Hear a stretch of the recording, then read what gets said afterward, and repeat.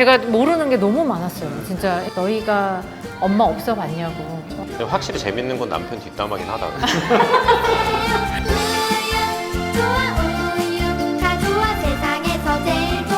그래서 처음에 어떻게 진단 받으셨어요? 어떻게 알게 됐고?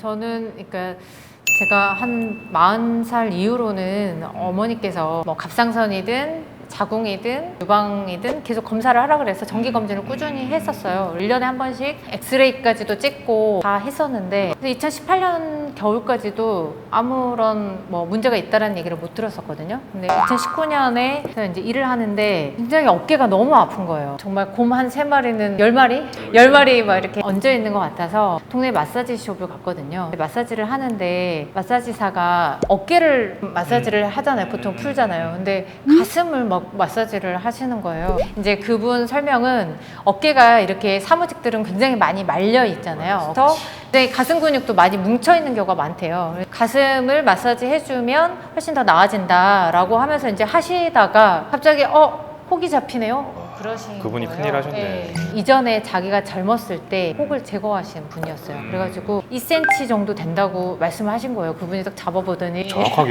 정확했어요. 하잖아요. 그래서 유방외과를 가라고 그러시더라고요. 그래서 동네 유방외과를 갔는데 유방외과에서 이제 조직 검사를 해보자라고 했고 그렇게 했죠. 마사지사분들이 발견하신 분들이 은근 있어요. 세신사 그때 우리 얘기 한번 했었잖아. 세신사나 마사지사 분들이 많이 발견하는데 그 마사지사 분이 저 말고도 그 마사지 숍에서 몇 명을 잡았대요. 유쌤 만져갖고 2cm 딱 알 수 있어요? 네? 쉽지 않을 것 같아. 진단을 받으신 다음에 치료 과정을 이제 선택하게 되셨는데 그런 과정에서는 좀 어려움이 없으셨어요? 엄청 막막할 것 같은데. 진단 받았을 때는 완전히 그냥 저는 죽는 줄 알았어요, 사실. 정말 처음에는 죽는 줄 알고 제일 먼저 생각나는 게 이제 두 아이 어떻게 하지? 뭐 이런 엄마들은 다 그러죠. 뭐 그렇게 생각하고 남편은 생각 안 했었나요? 남편 생각했다고 얘기해야 되는 거죠?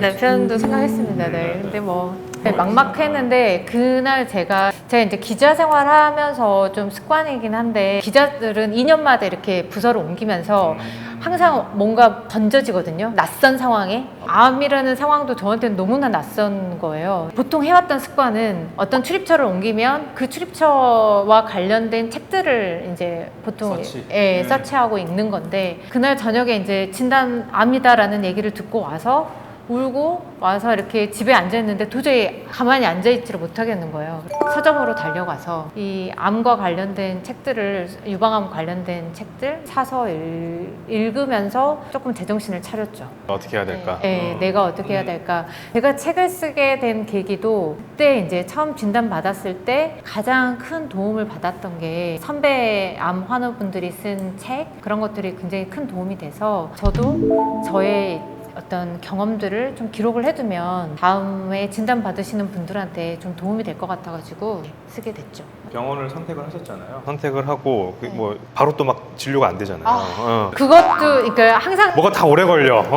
항상 정말 왜 이렇게 자꾸 뒤에 3주 뒤에 오라고 2주 뒤에 오라고 그러고 검사는 한참 뒤에 걸리고 막. 정말 제가 모르는 게 너무 많았어요. 진짜 그러니까 대학병원 진료라는 것도 전 제 인생 처음 받아봤는데 그냥 저는 이제 큰 병원 가보라고 하니까 큰 병원을 연결을 해주더라고요. 그 동네 유방외과에서 가면 바로 그냥 수술을 하는 줄 알았어요. 수술을 하는 줄 알았더니 다시 검사를 시작하네요. 근데 검사가 이게 많아. 많죠. 너무 많아요. 너무 많고 그리고 검사 받기도 너무 힘든 거예요. 이게 검사 받기도 힘들고 그래서 한 달 반 정도 제가 이제 검사 받고 최종 처음 이제 첫 항암을 시작하는 날까지가 한 달 반이 걸렸는데 그때가 제일 힘들었어요. 이 투병 기간 중에 가장 힘들었던 데를 짚으라고 하면 항암도 힘들고 뭐 수술도 힘들고 뭐 다 힘들지만 가장 힘들었던 순간은 저는 일단은 내 암의 정체가 어떤 건지 모르는 내가 말기암일 수도 있고 아니면 뭐 전이가 됐을 수도 있고 뭐 여러 가지 상황들이 있는데 그런 아무것도 상황을 모를 때 그럴 때 공포감이 엄청 심했고요. 그리고 검사 또 검사 그렇게 하면서 기다리는 시간, 그 시간이 너무 힘들었습니다. 이것도 우리가 좀 공감을 하긴 해야 돼. 논문에도 있어요. 암 환자분들이 가장 힘들어하는 시간이 시기가 치료가 시작되기까지. 검사 계속 받을 때 전이 될 것만 같은 거예요. 진짜 그 불안이 너무 심한 거예요. 그래서 진짜 이쪽을 아예 잠잘 때도 움직이지 못하고 거의 그냥 처음에 움직이지를 못하고 만져지면 또 막 퍼져나갈까봐. 그러니까 움직이면 왠지 퍼져나갈까 봐 너무 몰랐던 거죠. 지금 생각하면 정말 약간 바보 같은 짓인데 그때는 정말 꼼짝도 못하고. 우리 그 의사지만 우리도 만약 뭐 무슨 암이 걸렸어요. 그러면 그 한 달은 되게 길 것 같은데요. 제 입장에서도 기다리고 있으면.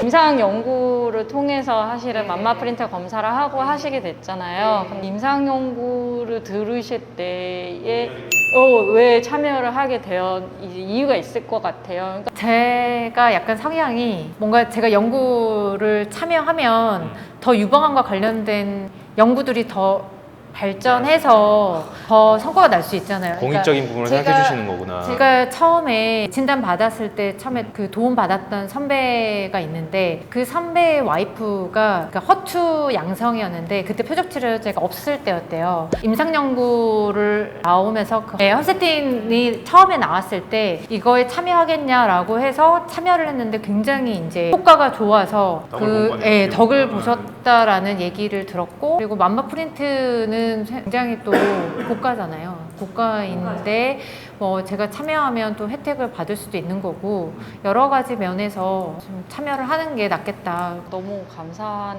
일인 것 같아요. 근데 사실 참여하신 그 연구는 맘마 프린트 결과를 보고 나서 치료 방법이 결정이 되는 거라서 사실 한 2, 3주를 또 기다리셔야 되는 게 있으셔서 마음이 사실 되게 조급한 상황에서 결정하기가 쉽지는 않으셨을 거예요. 그것도 그렇고 그 맘마 프린트 결과에서 맘마 프린트 결과가 나와서 항암을 안 해도 된다라고 나왔을 때 결과가 항암을 안 해도 된다고 했을 때 나 진짜 항암 안 해도 될까? 사실은 그것도 좀 걱정이 되긴 했었어요. 네. 맞아요. 시험 단계니까 그 당시에는. 이제 그런 고민이 있었는데 일단은 결과는 항암을 해야 된다라는 결과가 나와서 뭐 고민을 할 필요는 없었죠. 근데 그 결과가 나오기 전까지는 결과 기다리는 것도 힘들었고 사실은 그 결과값에 따라서 항암을 하는 게 사실 마음이 더 편할 것 같긴 한데 안 해도 될까? 막 이런 식의 약간 고민은 좀 있었죠. 하나님처럼 생각하시는 분들이 있으세요. 진짜 항암을 정말 안 해도 될까? 그래서 이걸 믿어도 되나. 정말 항암을 안 해도 되는 게 맞는가? 그래서 항암 하러 가시기도 하고 심지어. 그래서 일단은 그래서 진단이 호르몬 양성 유방암으로 이제 진단을 네. 받으셨고 네. 항암을 먼저 해야 되는 상황이 돼서 이제 항암 치료가 들어갔죠. 해서 네. 8회 항암을 하고 항암을 한 다음에 이 사이즈를 줄여가지고 부분 절제를 하자고 이제 하셨거든요. 그래서 저는 항암할 때만 해도 제가 되게 낙관적이에요. 난 8회 항암하면 줄어서 부분 절제 할 수 있을까? 완전간에도 올 수 있지 않을까? 완전 관에도 올 거야. 나처럼 긍정적인 사람은 관에 될 거야. 뭐 이런 식의 좀 아주 낙관적인 생각을 했는데 해야죠. 그렇게 낙관적으로 해야죠. 8회를 굉장히 씩씩하게 했는데 2cm 이하로 줄면 부분 절제를 한번 해보자라고 하셨는데 2.1cm 그래서 한 번 더 하면 2cm 이하로 줄지 않을까요? 이렇게 주치께서 거의 99.9% 줄지 않습니다. 그냥 그렇게 말씀하시더라고요. 면절제 하시죠. 이렇게 하셨고 이제 부분 절제를 계획하시다가 전절제로 이제 변동이 되고 그날이나 아니면 거의 다음 날 거의 성형외과도 가서 진료 보라고 그러시잖아요. 또 우리가 힘든 과정을 겪죠. 저한테 오시는 그러니까 그 당일로 이제 오시는 분들은 되게 이제 울면서 오시거든요. 이게 환자들의 경우를 너무 잘하시네요. 전절제를 해야 되나요? 우리한테 이제 말씀하시니까. 저는 사실 그러니까 전절제 결정이 나가지고 바로 성형외과를 연결을 해주셨는데 이전에 아무런 정보가 없었던 거예요. 그때 너무 충격을 받아가지고 설명을 듣고 그 다음에 와서 결정을 하라는데 안 돼 있는데 아무것도 안 들려요. 진짜. 대로 해라, 뭐 고용물로 해라 이러는데 이게 지금 정신이 없는데. 너무 그래가지고 그때 정말 기억나네요. 사실은 그 결정이 나고 나서 한 일주일 정도 뒤에 성형외과 오시는 것도 나쁘지는 않은 것 같다라는 생각이 저는 좀 들긴 저도 그렇게 생각이 돼요. 너무 충격을 받으시고 그러니까 그러니까 환자분은 울고 계시고 보호자분은 옆에서 이제 이러고 계시고 외래를 보시면 아시겠지만 밖에 이제 막 30분 기다리고 계시고 막 이제 이러니까 저도 책에서 되게 인상 깊었다라고 하긴 뭐하지만 저 이제 간병하시는 분이 이제 남편분인 경우도 많기는 한데 어머니가 간병을 와 계시거든요. 그 힘들어 하실 때 어머님이 이제 음식을 이제 다 만들어 주셔가지고 좀 먹어보라 그랬는데 이제 항암을 하면 이제 여기 미각이 이제 없어지고 이러니까 맛이 잘 못 느껴지는데 이제 먹어보시는데 계속 이제 맛 못 느끼고 이제 이러시는 그 내용을 네. 보면서 제가 특히 이제 저희가 치료하는 한 분 한 분이 사실 다 누구 엄마고 누구 딸이고 다 이렇잖아요. 근데 누구의 부인이고 자꾸 남편을 자꾸 소홀히 한다 너. 이게 그렇게 되네.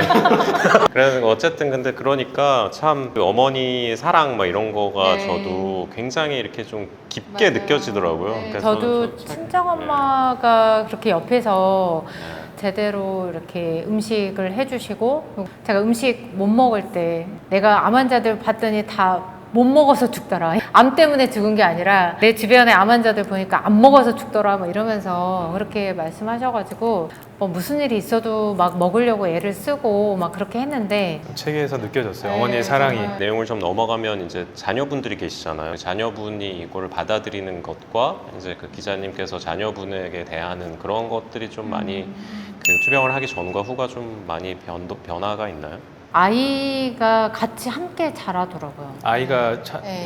몇 살이죠? 지금? 지금 현재는 중2, 딸이 한참 사춘기 시즌이었거든요. 그래서 사실은 아빠랑 한 번씩 부딪히기도 하고 할머니랑 부딪히기도 하고 하면서 약간 이렇게 부딪히는 과정들이 있었어요. 근데 제가 워낙에 이제 딸이 저한테 정서적으로 많이 이렇게 의지를 하던 딸인데 제 부재하는 순간들이 있잖아요. 좀 치유하고 옆에 돌아오고 난 뒤로는 굉장히 아이랑 많은 대화를 하면서 아이가 힘든 부분이 뭔지 또 앞으로 어떻게 하고 싶은 건지 뭐 여러 가지 얘기들을 하면서 사실 애랑 굉장히 많이 친해졌어요. 원래도 친했지만 더 깊이 친해진 것 같고 그리고 아이가 한 차원 성숙해진 것 같아요. 네. 그래서 너무 애랑 관계가 좋고 저한테는 내색을 하진 않았어요. 나중에 이 아이 친구 엄마랑 같이 이렇게 이제 어디 놀러 갔다가 이제 들은 얘기인데 딸이 친구들한테 그런 얘기를 했다고 하더라고요. 너희가 엄마 없어 봤냐고.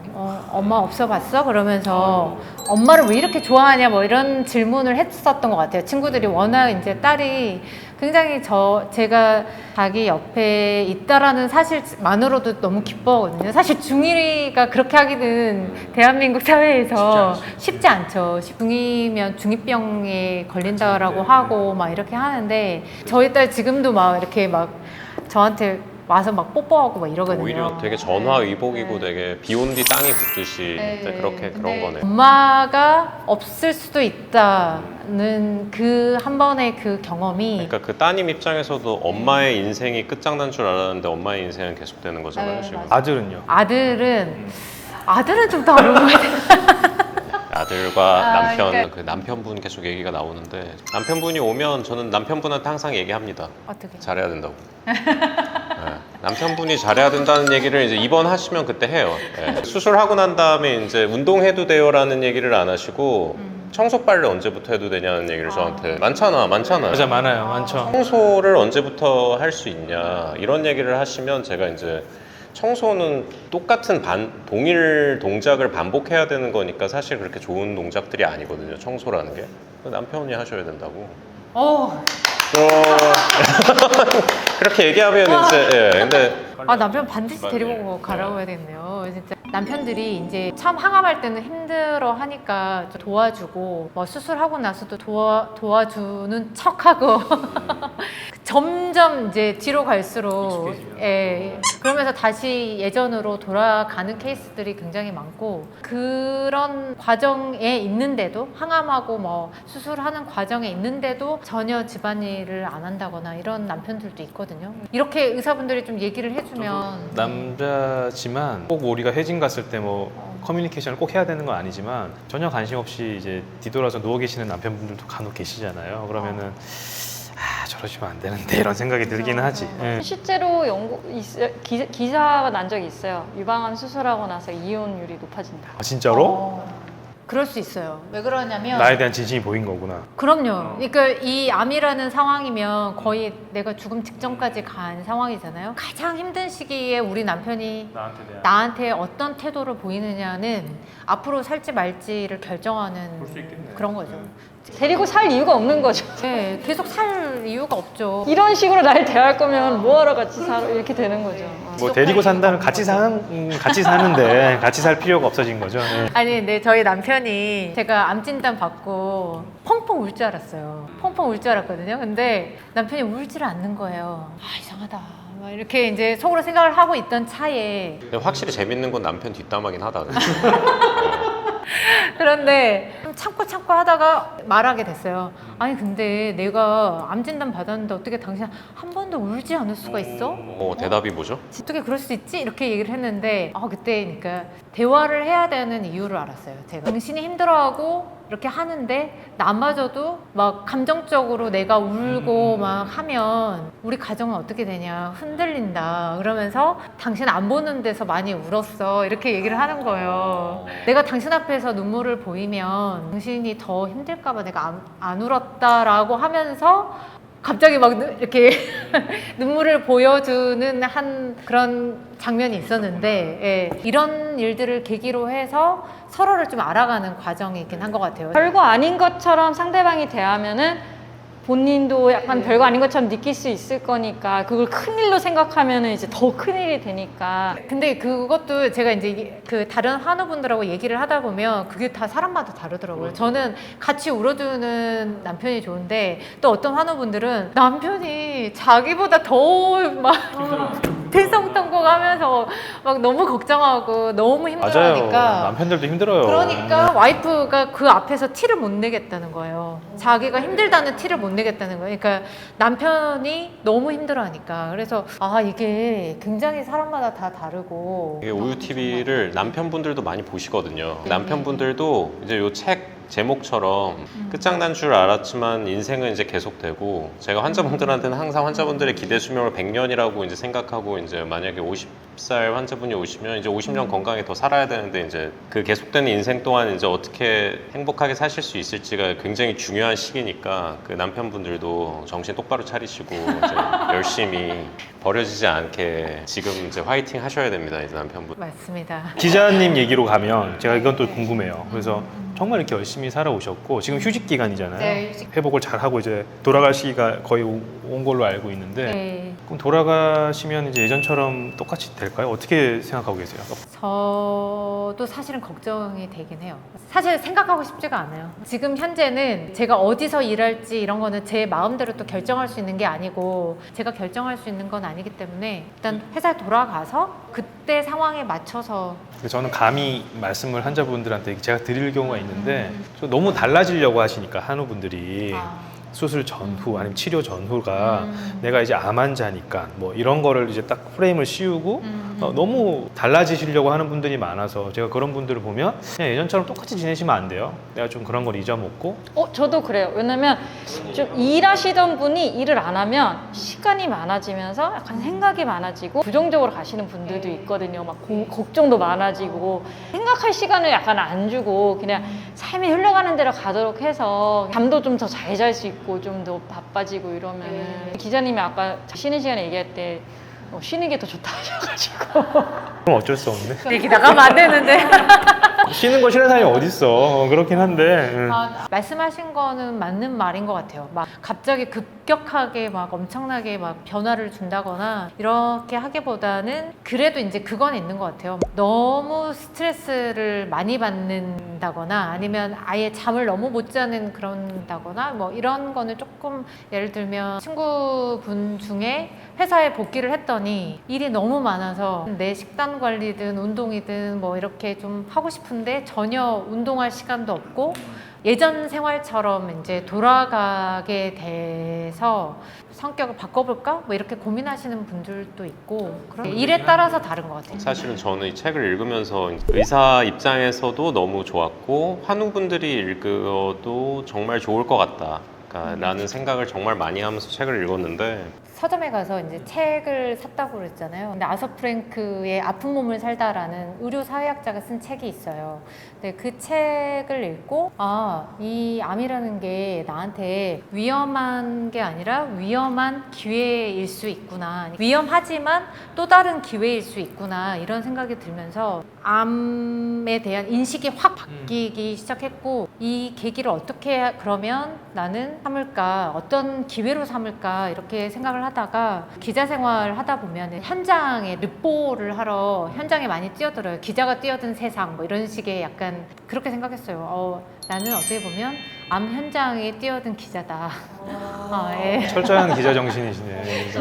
그냥 전혀 저 같은 사람들을 위해서 암에 대해서 전혀 모르는 사람들을 위해서 내가 그냥 이렇게 좀 기록을 남겨놓으면 좋겠다라는 생각이 들어서 블로그를 열었고 블로그에 그냥 그때그때 썼어요. 블로그를 보고 이제 회사에서 이거는 그냥 블로그에 쓸 게 아니라 연재를 한번 해보자. 양선아의 암이었어요. 연재 제목이 암을 알아간다. 네, 암. 근데 너무 그 연재 제목이 너무 좋은 거예요. 그 연재를 좀 묶어서 연재를 계속 이렇게 신문에서 본 분도 있겠지만 그렇지 못한 분들도 있잖아요.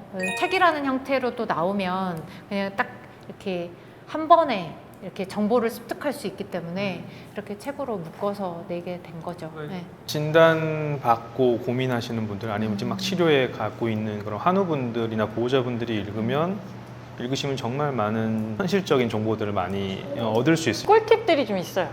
거꾸로 의료진도 좀 보면 좋을 것 같은 그런 부분도 되게 사실은 굉장히 인상 깊었어요. 환자 입장에서 한우분들이 이 유방암 치료 과정을 어떤 마음가짐으로 가고 있다는 걸 제가 눈에서 이렇게 싹 보이니까 오늘도 저는 사실 되게 많은 걸 느꼈거든요. 좀 너무 그 말씀 들으니까 너무 좀 뭔가 보람을 느껴지는데요. 약 얘기 진짜 많이 듣거든요. 근데 한 번도 들어간 거 사실 본 적이 없는데 정말 왜 하필 빨간색이어서 이 얘기가 너무 묘사를 다 해주잖아요. 네, 진짜 빨간 양 생각하기도 싫어요. 다시는 그런 경험을 하고 싶지 않은. 네. 빨간 양 항암제. 책에도 나오고 이제 웬만한 환우분들은 다 아시겠지만 이제 그 카페가 있는데 유방암 이야기 카페. 거의 이제 몇십만 명 환우분들 계시고 네. 그런 거에 대해서 많이 도움을 받으셨나요? 어떠셨어요? 뭐 의사분들한테 저희가 막 자세히 물어볼 수 있는 통로가 없잖아요. 그냥 내동댕이 쳐지는 거나 다름이 없거든요. 그런 힘든 상황 속에서 조직 검사를 어떻게 해야 되는지 내가 제거는 가야 어떻게 할 해야 길을 되는지. 다 먼저 가신 분들이 다 그죠, 정리해 놓으신. 그죠. 카페에서 굉장히 큰 도움을 받았긴 받았고요. 그런데 이제 그런 부분이 있어요. 카페의 단점은 좀 그런 점이 있는 것 같아요. 카페에 계속해서 뭔가 이렇게 들어와서 이제 적는 분들은 뭔가가 문제가 생기거나 그 얘기 오늘 하려고 그랬어요. 얘기를 하고 싶었어요. 그 얘기 하려고 그랬거든요. 그냥 아무렇지도 않게 일상생활을 하는 저 같은 사람은 일상생활을 하다 보니까 너무 바빠서 사실은 뭐 거기다 글을 쓰거나 막 이렇게 할 생각도 없고 여력이 없는데 이제 뭔가 문제가 생기거나 아니면 좀 이렇게 그런 분들이 많이 써요. 너무 자주 들어가다 보면 계속 부정적인 상황, 그러니까 안 좋은 케이스들을 계속해서 접하게 되면 괜히 그걸로 해서 불안과 우려가 좀 이렇게 하시는 분들이 그러니까 이제 재건이 제일 네, 대표적인 네, 거죠. 네, 예를 네. 들면 뭐 복부 재건을 했는데 네, 이런 네. 게 힘들었다, 안 좋았다라는 게 이제 불편했던 분들은 올릴 거 아니에요. 근데 대부분이 별 문제 별 문제 없었는데 없었는데. 이제 이런 분들이 올리는 거 보면 그게 눈에 들어오는 거예요. 재밌는 얘기 해드릴까요? 제가 외래에서 그 앞에 분은 자기는 무조건 복부를 하시겠다는 거예요. 네. 그래서 복부를 왜 하시겠냐 그랬더니 카페에서 보형물 해가지고 뭐 막 아. 감염되고 이래서 보형물 빼고 너무 고생하고 이런 네, 거가 네, 네, 너무 막 그거를 너무 그럼. 많이 보고 들어서 나는 그냥 내 살로 하겠습니다. 아, 네, 그럼 그러시죠. 바로 다음 분이 들어오셔서 저는 무조건 보형물로 하겠다 하시는 거예요. 근데 왜 그러시냐 그랬더니 복부 너무 힘들다고 그거 카페 그래서 제가 그러면 잠깐 저 앞에 분이랑 그 밖에서 주부 잠깐 얘기 한번 다시 해보시고 들어오시라. 제가 그런 얘기까지 한 적도 있어요. 실제로 맞아요. 말씀하신 대로 그거에 이제 완전히 이제 꽂히신 분들이 있는데 이제 사실 이제 의사들이 얘기를 해도 이제 이미 다 이제 다 듣고 건너 와서. 버리셔가지고 최악의 경우를 많이 써놓으신 것만 보고 오시니까. 맞아요. 네. 굉장히 이제 편향된 정보인 거죠. 그래서 카페의 특성과 책의 특성과 사람을 만나서 듣는 특성과 이게 다 다른 것 같아요. 정보를 좀 종합적으로 다양한 경로를 통해서 내가 최대한 정보를 취하고 거기서 내가 판단을 할 수 있어야 되는 것 같아요. 네. 제일 중요한 거는 우유팁이죠. 맞아요. 왜 그걸 얘기를 안 해? 우유TV 넘버원. 네. 왜 우리가 그나마 좀 객관적인 이 플랫폼 네, 소통 맞습니다. 채널이지 맞습니다. 않을까요? 네. 저도 그렇게 생각합니다. 이제 선생님들께서 굉장히 그 세세한 대목 하나하나까지 지적을 해주시니까 근데 저는 이렇게 유두를 만드는 게 되게 궁금했거든요. 그러니까 도대체 유두는 어떻게 만드는 거야? 저도 신기했어요. 저도 근데 그것까지도 있더라고요. 그래서 뭐 그런 것도 재밌었고 진단 받고 어떻게 해야 되는지도 자세히 설명해 주신 영상들 그런 것도 굉장히 환자들한테는 도움이 될 것 같아요. 네. 감사합니다. 우리도 보람을 느끼네요. 이거 하는 이유에 대한. 그럼요. 굉장히 큰 일을 하시는 거예요. 네. 굉장히 많은 얘기들을 오늘 했는데 뭐 이제 정리를 하자면 이제 환우분들에게 하시고 싶은 뭐 당부드리고 싶은 말씀 하나랑 우유TV 저희들에게 이야기해주고 싶으신 뭐 이야기 있으시면 해주시고. 의료진이죠. 하나 더 있어요? 그럼 남편분께 한 번. 남편분 포함 가족들에게 먼저 한우분들께 네, 유방 환우분들 정말 너무 힘드실 것 같은데 잘 이겨내 갈 수 있습니다. 저도 그 과정들 잘 이겨내 왔고 믿을 만한 의료진들 잘 믿고 꾸준히 가시면 언젠가는 괜찮은 날이 오더라고요. 정말 저는 제 책처럼 끝장난 줄 알았는데 인생은 계속 되더라고요. 그래서 환우분들한테 이제 말씀을 드리고 싶은 거는 우리가 암으로 내 전체 삶을 낭비하지 말자 이런 말씀 드리고 싶어요. 유방암은 내 삶의 일부일 뿐이지 나의 전체가 될 수는 없다라고 생각하면서 살고 있거든요. 치료는 정말 열심히 성실하게 의료진들과 함께 나가시되 내 삶의 전체를 좀 더 알차게 다양하게 꾸미시면은 이 힘든 시기도 지나가고 또 좋은 시기가 온다라고 저는 생각을 합니다. 힘냅시다. 의료진들한테 또 해주고 싶은데 자 의사들 너네들 좀 이런 거 좀 알아야 돼요. 일단 저 의료진들에게는 정말 감사의 인사를 드리고 싶어요. 안세현 선생님께서 나오셔서 말씀하셨는데 유방암이 최고의 세계적인 탑이라고 실력을 갖고 있다라고 이렇게 말씀을 하시는데 환자들이 안심하고 이렇게 믿고 이렇게 치료를 받을 수 있다라고 생각을 하고요. 그 감사의 마음을 먼저 전달을 드리고 싶고 의사분들에게 유일하게 부탁하고 싶은 거는 딱 한 번만이라도 환자들의 입장을 조금이라도 생각해 주셨으면 좋겠다. 그러니까 정말 의사의 말 한마디, 눈빛 전혀 관심 없고 환자한테 관심 없고 이렇게 화면만 보고 있지 말고 모니터를 보면서 그냥 환자는 눈 한번 마주쳐주지 않는 의사분들도 있거든요. 그냥 따뜻한 눈빛과 그리고 뜻이죠. 이렇게 말 한마디 해주시면 그거에 그렇게 환자들한테는 큰 힘이 되더라고요. 그래서 역지사지 좀 그 부분을 좀 신경을 써주셨으면 좋겠다 이렇게 부탁드리고 싶고 언제나 의료진들에게는 감사한 마음 가득합니다. 저는 깊이 새기고 저희가 또 가겠습니다. 제일 중요한 이제 가족분들에게 남편 일단 친정엄마한테 가장 엄마 진짜 너무 엄마 덕분에 살았어요. 앞으로는 더 이상 아프지 않고 남편에게는 안 보이는 곳에서 우느라고 정말 고생 많았고 우리 민지민규한테는 엄마가 항상 너희들 곁에서 씩씩하게 즐겁게 행복하게 살 테니까 너희들도 힘든 시기 잘 이겨내고 엄마한테도 솔직하게 많은 것들을 털어놓고 그렇게 하면서 우리 온 가족 행복하게 잘 살자. 민지민규 사랑해. 다들 고생 많이 하셨습니다. 아이고, 감사합니다. 어머니 건강하시고요. 네. 그럼 지금까지 저희가 양선아 기자님 모시고 좋은 얘기 많이 들어봤고요. 많은 분들이 이 영상 보시고 좀 힘냈으면 좋겠습니다. 그거 소개해드릴까요? 출판해주신 한겨레 출판과 저희가 같이 작은 이벤트를 구독자 이벤트를 할 예정입니다. 커뮤니티에 올리겠습니다, 제가. 네. 그래서 이거 좋은 책인 것 같고 저희 또 이벤트 같이 해주시기로 하셔가지고 저희가 공지를 또 조만간 해드리도록 하겠습니다. 저희 영상이 좋으셨으면 구독, 좋아요. 알림 이렇게 안 세웠어. 무슨 계속 이렇게 하시던데. 감사합니다. 감사합니다.